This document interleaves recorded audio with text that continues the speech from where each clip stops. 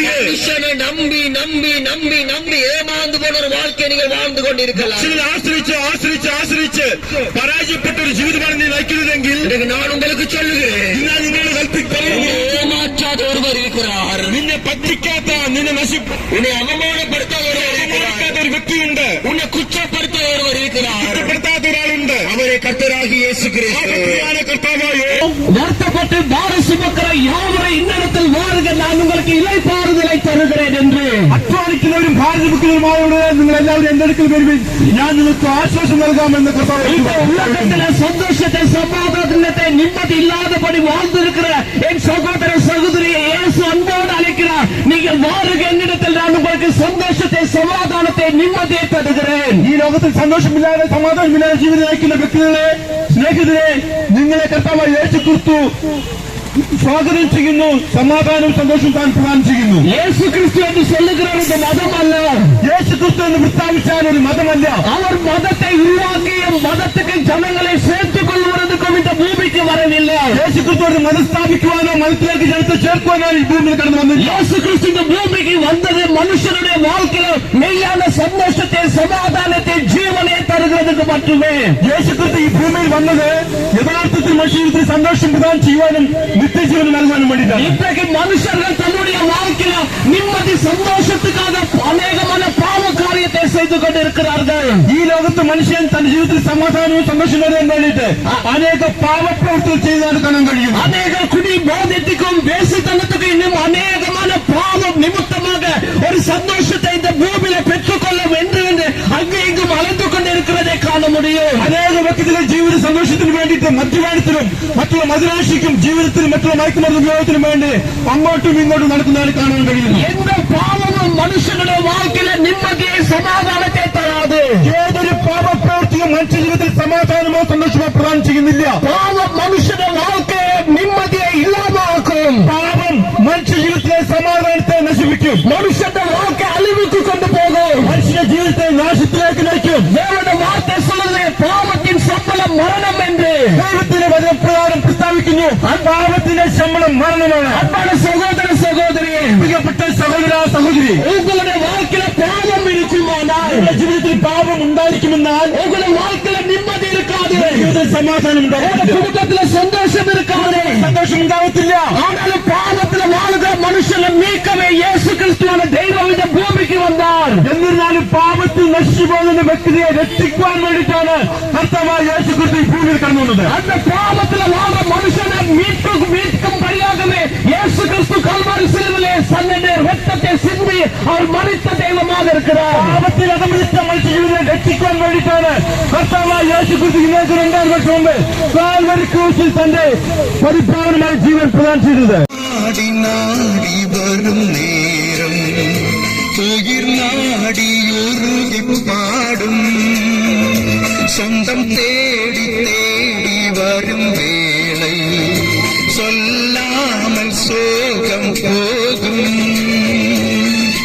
உன்னில் என்னை என்னில் உன்னை என்றும் அன்பில் ஒன்றி வாழ வாழ்த்தும் உந்தன் வார்த்தை உன்னை நாடி நாடி வரும் நேரம் உயிர் நாடியுருகி பாடும் சொந்தம் தேடி தேடி வரும் வேளை சொல்லாமல் சோகம் போகும்.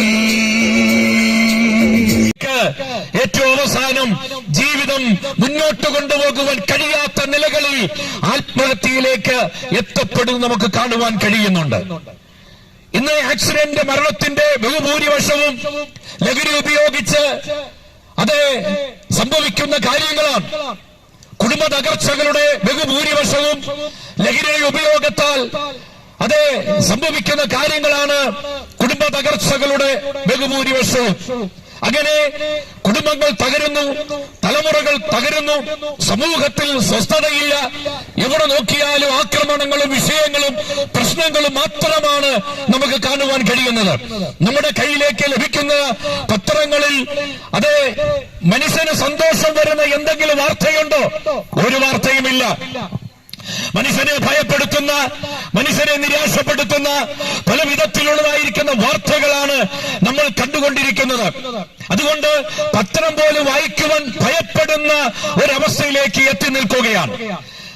നമ്മൾ കാണുന്ന വാർത്തകൾ, ടിവിയിലൂടെയൊക്കെ കാണുന്ന വാർത്തകൾ, അതിലും ബഹുഭൂരിപക്ഷവും ഒരു മനുഷ്യരെയും ഒരു കുടുംബത്തെയും വ്യക്തികളെയും അത് സന്തോഷിപ്പിക്കുന്ന, നന്നാക്കുന്ന നിലയിലുള്ള വാർത്തകളല്ല. തിന്മയായ പ്രതിസന്ധികളാകുന്ന പല വിധത്തിലുള്ള വാർത്തകളാണ് പ്രചരിപ്പിച്ചുകൊണ്ടിരിക്കുന്നത്, വന്നുകൊണ്ടിരിക്കുന്നത്. ഇതിന്റെ എല്ലാ മൂല കാരണം എന്താണെന്ന് ചോദിച്ചാൽ ഒറ്റ ഉത്തരമേ ഉള്ളൂ: മനുഷ്യനിൽ കുടിക്കൊള്ളുന്ന പാപമാണ്. പാപം മനുഷ്യൻ ഈ ജീവിതത്തെ മുഴുവനും യഥാർത്ഥ വ്യക്തിത്വത്തിൽ നിന്ന്, മനുഷ്യത്വ ജീവിതത്തിൽ നിന്ന് അതേ മനുഷ്യനെ തകർത്തുകൊണ്ടിരിക്കുകയാണ്. പ്രിയപ്പെട്ടവരെ, സൃഷ്ടിതാവായ ദൈവം മനുഷ്യനെ സൃഷ്ടിച്ചപ്പോൾ നേരുള്ളവനായി സൃഷ്ടിച്ചു, സത്യസന്ധനായി സൃഷ്ടിച്ചു, അനുഗ്രഹപൂർണനായി സൃഷ്ടിച്ചു. അതെ, ദൈവം പറയുന്ന ആജ്ഞകളും കൽപ്പനകളും പ്രമാണിച്ച് അതേ ജീവിച്ച് സന്തോഷത്തോടെ മുന്നോട്ട് പോകുന്ന ആദിമ മനുഷ്യനായിരിക്കുന്ന ആദമിന്റെയും ഹവ്വയുടെയും അടുക്കലേക്ക് ഈ ലോകത്തെ മുഴുവനും വഞ്ചിക്കുന്ന പിശാച് കടന്നു വന്നിട്ട്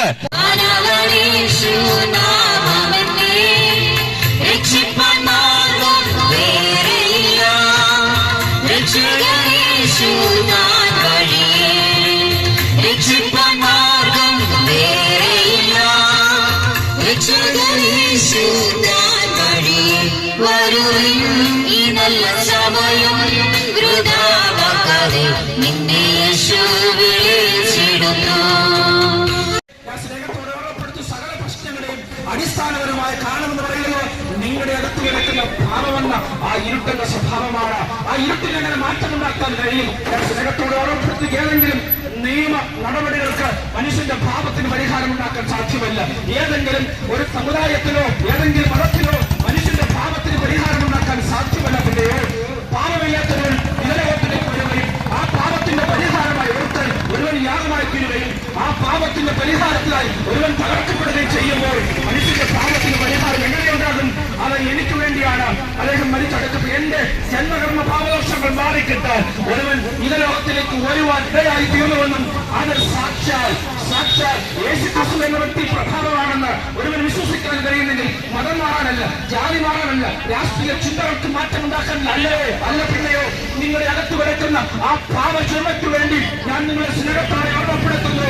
ഇതലോകത്തിലേക്ക് പാപത്തിന്റെ പരിഹാരകനായി ഇറങ്ങി വന്ന് ഒരുവനെ ഉറവിടത്തിൽ അകപ്പെടുന്നത് അത് മറ്റാരുമല്ല കേട്ടോ, നസ്രയനായ യേശുക്രിസ്തു എന്ന വ്യക്തി പ്രധാനമാണ്.